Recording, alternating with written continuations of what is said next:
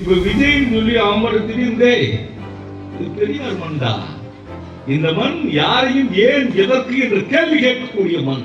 இங்க நான் முதல்வன் திட்டத்தில் 57 பேர் IAS ஆபீசர் ஆவான்னு சொல்லிட்டு ஏசி ரூம் 10-25 கம்ப்யூட்டர் எல்லாருக்கும் சேர் வசதி.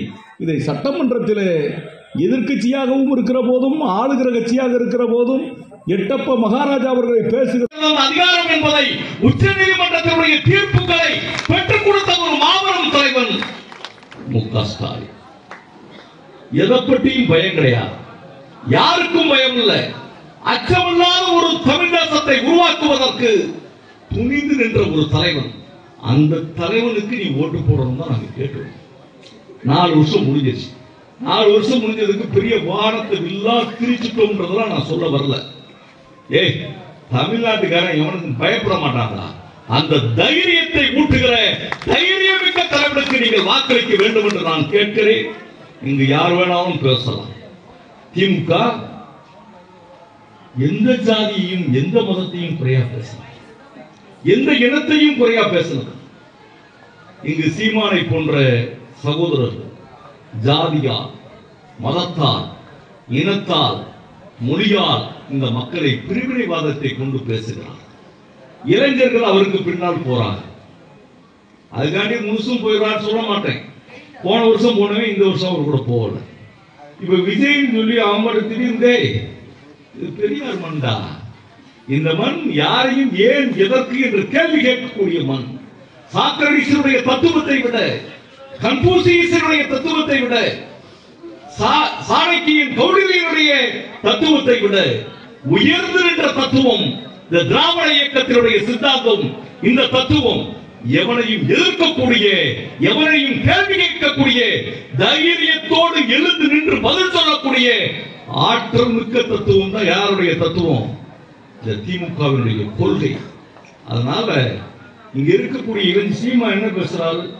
விளக்குமாறு நான் தயார் பண்ணணும், ஆடு மாடு மேய்க்கணும், கோழி வளர்க்கணும், நாய் வளர்க்கணும், காய்கறி தயார் பண்ணணும், இதுக்கெல்லாம் அரசாங்க வேலை கொடுக்கணும்னு சொல்றாரு. நான் கேட்கிறேன், என்னைக்காவது ஒரு நாள் நீ வீரவாண்டிய கட்டவும் வசனத்தில் சொன்ன மாதிரி நீ நாட்டு நட்டினாயா, களை பறிச்சாயா, காய்கறி போட்டாயா, கோழி வளர்த்தாயா, முட்டை பிறக்கினாயா, என்னடா வேலை செஞ்சுக்கிற? ஒரு பணியும் அவர்கள் செய்யவில்லை. விஜய் அவர் எல்லாம் பேசணும்னு அவசியம் இல்லை. உங்கள் சட்டமன்ற உறுப்பினருக்கான மு.க. ஸ்டாலின் நீங்க போக வேண்டாம், உதயநிதி ஸ்டாலின் போக வேண்டாம், கனிமொழி கருணாநிதி போக வேண்டாம், கீதா ஜீவன் போக வேண்டாம். சீமான ஒரு இடத்துல வச்சுக்க, விஜய ஒரு இடத்துல வச்சுக்க, உன் எம்எல்ஏ ஒரு இடத்துல வச்சுக்க. மக்கள்கிட்ட போய் யாருக்கு ஓட்டு போடணும்னு சொல்லி ஓட்டு நீ சராசரியாக வைத்துக் கொண்டால் ஒவ்வொரு நாளும் என்னுடைய உணவை நான் தான் தீர்மானிக்கிறேன். நானே விவசாயம் செய்கிறேன், நானே கால்நடை வளர்க்கிறேன். எட்டயபுரத்துல உங்க பால் பண்ணைக்கு ஈக்குவலா டஃப் கொடுக்குறோம். இது ஒரு பெரிய, அது என்னன்னா அது இருக்கிற கஷ்டங்கள், அது இந்த விவசாய மக்களினுடைய உணர்வுகள். இந்த வேலையெல்லாம் நாங்கள் செய்யறோம். ஏன் சொல்றேன்னா, இதை நாங்கள் எதாக நினைக்கிறோமோ அதுவாகவே வாழ்ந்து கொண்டிருக்கிறோம். என்கிட்டயே உங்களுடைய கருத்து செல்லாதுன்னா நம்ம ஊர் இளைஞர்கள் கேட்கிறேன். அண்ணா ஒண்ணு சும்மா வந்துடுற முதலமைச்சரா 1949 ராபின்சன் பூங்கால குற்ற மலையில பெரியாருக்கும் அவருக்கும் கருத்து வேறுபாடு. கலைஞர் போக்கு சம்பத் போக்கு எல்லாரும் போயிட்டாங்க. எல்லாரும் போய் என்ன கேட்கிறாங்க? தனி கட்சி திமுக தொடங்குவோம், தேர்தல் களத்தை சந்திப்போம் சொல்றாங்க. ஒவ்வொரு நாளும் பேரறிஞர் அண்ணா தூங்கியதே கிடையாது. 1967 ஆட்சி பொறுப்புக்கு வருவதற்கு முன்பு 5000 பொதுக்கூட்டங்களை பேசியிருக்கிறார்.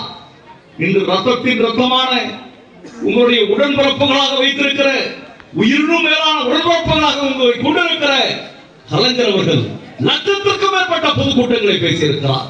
கிராமம் கிராமமாக சென்றிருக்கிறார். மக்களினுடைய வரி பிரச்சனை, விவசாய பிரச்சனை, தொழிலாளர் பிரச்சனை, அத்தனை கூட்டங்கள், மொழி பிரச்சனை. கள்ளக்கூடி கொண்ட கருணாநிதி சும்மா வந்துடாது. பாளையங்கோட்டை சிறையிலே, பாம்புகள் பள்ளியின் மைத்திரியிலே அஞ்சாவது நின்றது யாரு? அண்ணன் கலைஞரை பார்த்து சொல்லி திமுகவினுடைய கொள்கை விளக்கப்பாளர் நாகூர் கனிவாவுடைய பாட்டு ஒழிக்குதுன்னா சிறைச்சாலையில் ஓராண்டு காலம் இருந்திருக்கிறார். ஒரு வருஷம் மட்டுமல்ல, மொழிக்காக சிறை, இந்த மக்களுடைய நங்கவரம் போராட்டத்தில் விவசாய பிரச்சனைக்காண்டி சிறை, தொழிலாளர் பிரச்சனைக்கு சிறை, அண்ணா சிறை, இவர் சிறை, அவர் மகன் சிறை, இப்படியெல்லாம் தெரு தெருவா அவருடைய பாதங்களும் கை ரேகைகளும் தேயக்கூடிய அளவிற்கு இந்த மக்களுக்கு பணி செய்திருக்கிறார். நான் கேட்கிறேன், மாட மாளிகையில் ஏதோ ஒரு சினிமா நடிகைகளோடு எதையோ பேசிக்கிட்டு எதையோ இருந்துகிட்டு இந்த நாட்டை ஆட்சி மாற்றத்திற்கு கொண்டு வர முடியும் என்று சொன்னால், என் தம்பிமார்களே, நான் இந்த எட்டயாபுரத்து மண் சுதேசி மண், இந்த எட்டயாபுரத்து மண் ஒரு எழுச்சி மிக மண். இந்த மண் தான் ஒட்டுமொத்த இந்திய தேசத்திற்கான சுதந்திரத்தை பெற்றுக் கொடுத்த மண். இந்த மண்ணில் இருக்கக்கூடிய இளைஞர்கள், நீங்கள் எது சரி எது தவறு என்பதை பிரித்தாய்ந்து பணி செய்யக்கூடிய இடத்தில் நீங்கள் இருக்க வேண்டும். உங்களுடைய தேர்வு திராவிட முன்னேற்ற கழகமாக இருக்க வேண்டும். வெற்றி திமுகவின் பக்கம், அது மக்களின் பக்கம். நன்றி, வணக்கம்.